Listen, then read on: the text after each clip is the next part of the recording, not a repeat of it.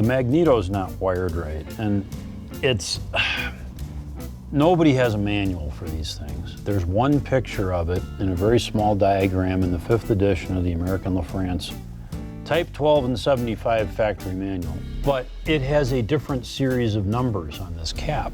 The firing order on this truck, cylinders fire 1, 4, 2, 6, 3, 5, and that's the firing order that has to happen in order for it to run right. You gotta hook in to every other one, and if you go every other one, it goes 1, 2, 3, 4, 5, 6. 1, 2, 3, 4, 5, 6. And this is the way Magnetos are typically marked.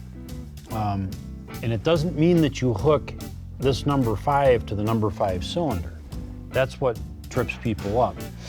American LaFrance actually made a cap that did correspond. It was a special cap just for their trucks. So what you have to do is you have to translate. If this firing order is 1, 4, 2, 6, 3, 5, then this would be the first number in the firing order, or 1. This would be the second number, or 4. This would be the third number, or 2. The fourth number, 6, 3, 5. Okay, so 1 was right, but every single other one was wrong. And the same thing here, 1, 4, 2, 6, 3, 5. I have to change the wires around so that the correct wire from the correct cylinder goes to the right spot on that cap.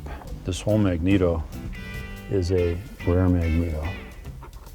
And, you know, for example, if I drop this little ceramic piece, I'm trying to get out and it breaks, there are no more. I have to get a smaller screwdriver. Some of these screwdrivers I've had since I was a kid. Okay. Ready? Yep. All clear? Ignition on. Yep. Going for it.